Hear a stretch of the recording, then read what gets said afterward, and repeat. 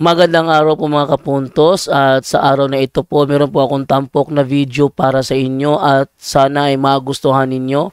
Kaya sa mga bago pa po sa aming channel, please po don't forget to hit the subscribe button at ang notification bell para maging notified kayo sa bawat video na ilalabas ko sa channel na ito. At bilang kahilingan po ng punto por punto team at naway maintindihan po ninyo, sana po wag nyo pong i-skip yung mga ads sa aming mga video. Sa maliit na bagay na po na yan, malaking tulong po yan sa ating programa at sa ating ministry. Sana po maunawaan po ninyo. Maraming salamat po, kaya wag na po natin patagalin. Simulan na po natin.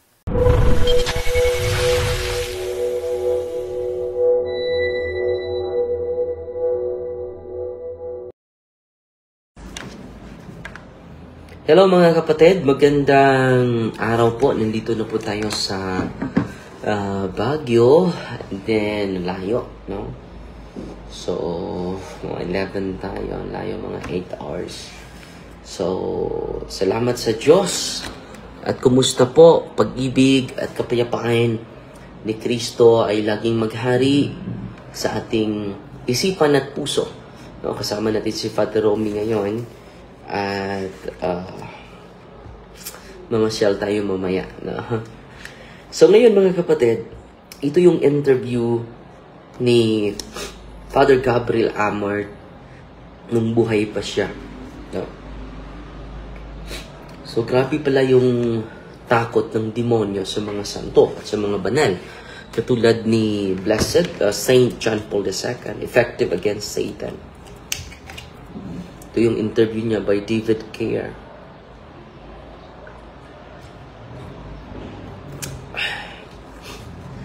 In-interview siya last May 17, 2011. The chief exorcist of Rome is seeing a rising number of young people coming under the influence of evil. But he has found in recent years that Saint John Paul II is a powerful intercessor in the battle for souls. So ito yung kanyang ina-highlight sa interview niya, na malaking tulong si Saint John Paul II. Pero blessed pa siya sa mga araw na ito. A small and assuming office in southwest Rome seems a rather ordinary setting in which to play out a grand battle between good and evil. It is here that Father Gabriel Amart has carried out most of his 70,000 exorcism over the past 26 years. So 70,000.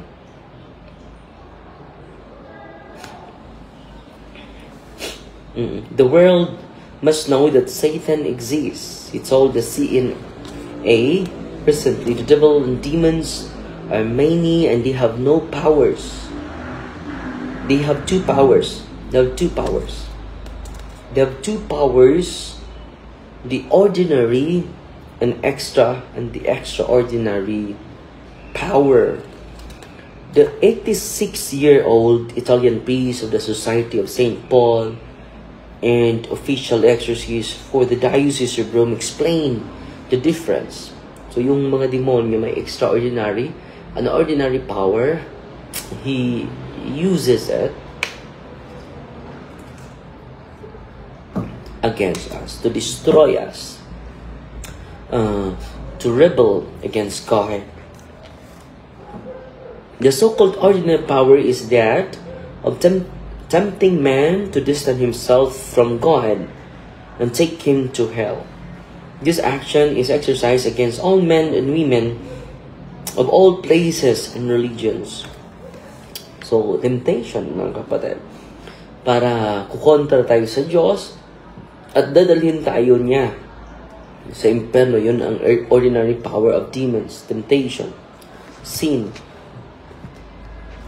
As for extraordinary powers used by Satan, Father Amart explained it as how the devil acts when he focuses his attention more specifically on person. He categorized the expression of that attention into 4 types. Yung tinatawag na infestation, obsession, oppression, and possession. Yun po ang extraordinary power of demons.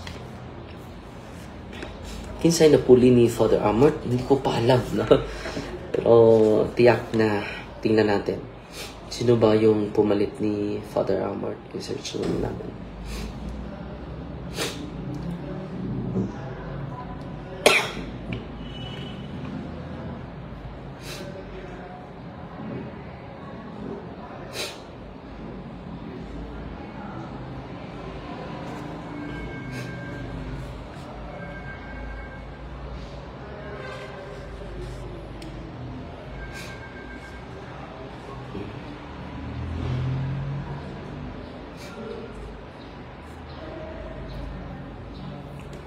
I-search muna natin, mga kapatid.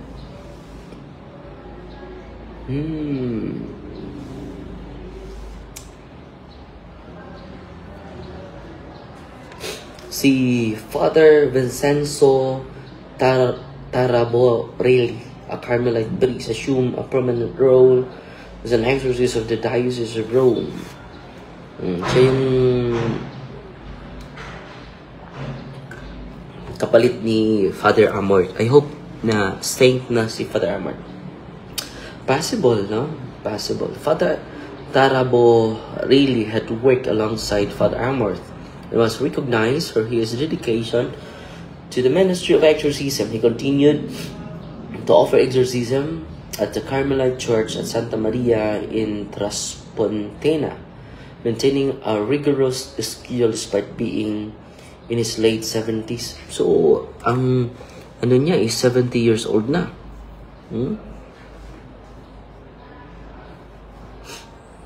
Okay. Si Father Vincenzo Taraborelli, siya yung pumalit ni Father Amart, mga kapatid. So, patuloy tayo.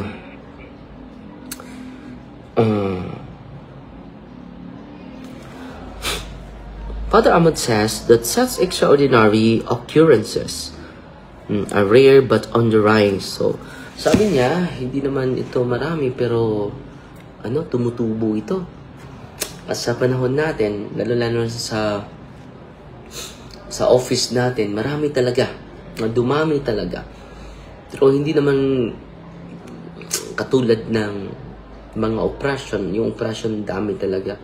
Pero yung possession is rising. No? He is particularly worried by the number of young people being affected by Satan through sex, yung mga ibang sekta, sciences, drugs, and he never despairs though. With Jesus and Mary, God has promised us that He will never allow temptation greater than our strength. But despite that, mga kapatid,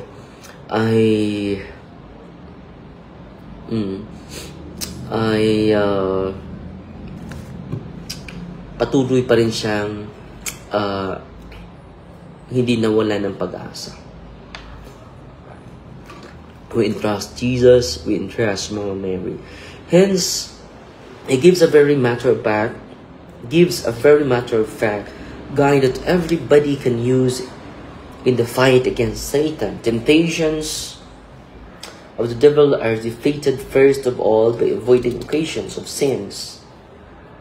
Because the devil always seeks out our weakest point. So, ano yung gagawin ng demonyo? Yung weakest point natin, ang gagamitin niya para ma-destroy tayo. Pero ano ba yung tulong natin? O ano ba yung dapat nating gawin? And then, with prayer, we Christians have an advantage. So, kailan tayo may advantage? When we give ample time in prayer. When we increase time in prayer life, agdagdagan natin yung oras natin. Busy ako, Father. So, paano yan, Father? Busy ako sa trabaho ko. So, before going to work, pwede natin magdasal ka, 5 minutes, no?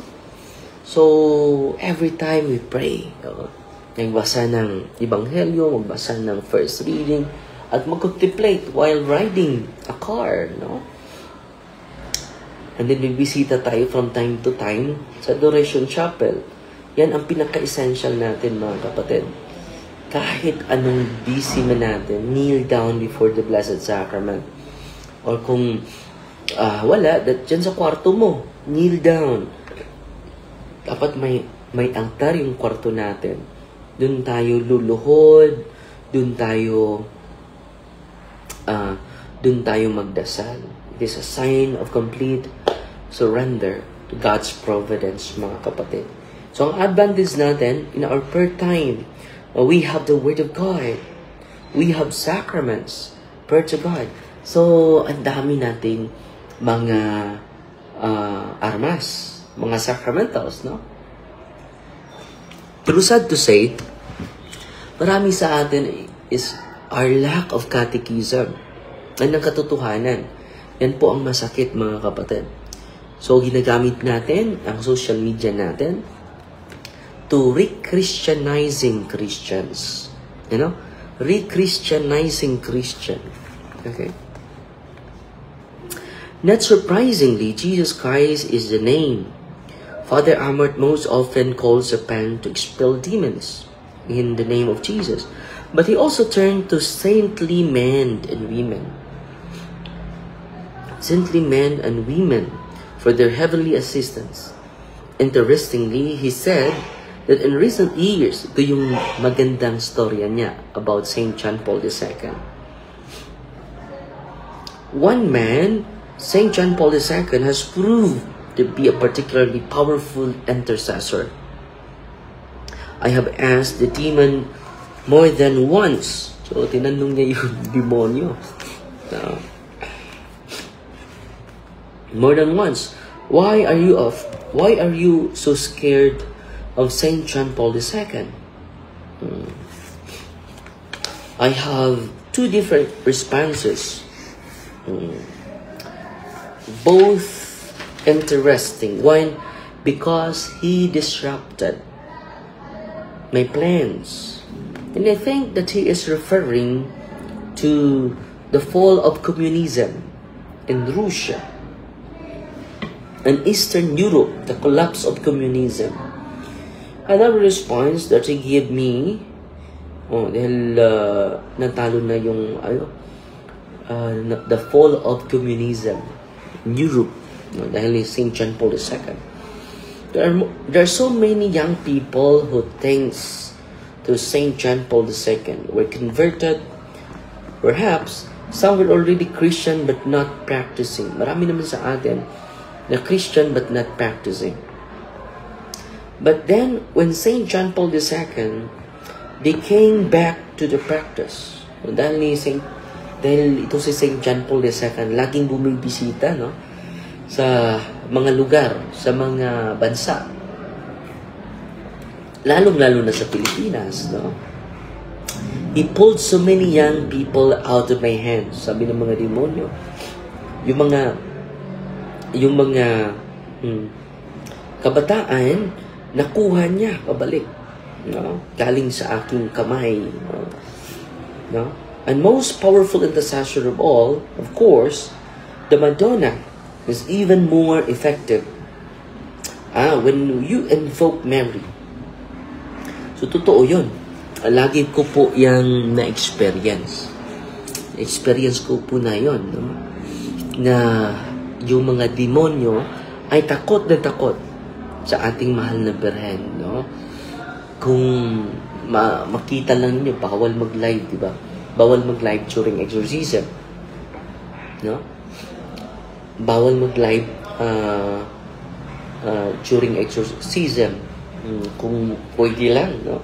Marami makakita during invoking the invocation of Mama Mary. Grabe. Maano talaga. Matatakot talaga yung mga demonyo sa presensya sa mahal na Birhen. And once I also asked Satan, but why are you afraid, more scared when I invoke her? Relax ako sa... Kasama? Lako ta? Oo, teleport na. Sige. Karoon na? Kaya para mag-sumay sa tayo. Karoon na? Oo. Sige. Naman dinner ta sa SM. Sige, manglakaw sa amin, no? Dibaso na ako kamay sa... Masort na po. Tama na lagi po, malamig kasi. 2 minutes sa Sige, sir. ako sa ring Close mo. i-close. So, lalakad kami doon sa mga tourist spot dito, mga kapatid. And once I also asked Satan, but why are you more scared when I invoke Our Lady than when I invoke Jesus Christ? He answered me, because I am more humiliated to be defeated by a human creature than being defeated by Him. So, grabe, no? The intercession of the living is also important. Though, says Father Amort, he reminds people that exorcism is a prayer, and as such, Christians can pray to liberate a soul or place from the devil. Christians, hindi exorcist, pwede. Diyan yun, ha. However, 3 things are needed. The Lord give them, the apostles, an answer that also for us. Exorcism is very important, he said. That overcoming this type of demon, you need much faith, much prayer, and much fasting. Faith, prayer, and fasting. Ito yung pinaka-essential, mga kapatid. Faith, prayer, and fasting. Especially faith. You need so much faith. Many times also in the healings, Jesus does not say in the gospel, it is me who has healed you. He says, you are healed thanks to your faith. He wants faith in the people. A strong and absolute faith. Without faith, you can do nothing. So yan po yung sagot ni Father Amort, no? At yan lang po yung i-share ko sa inyo, no? At meron pa tayong ubo, no? So babay muna, ha? Sana po ay may natutunan kayo sa live natin ngayon. Find Team Maria, the task safety with a humble heart. God bless.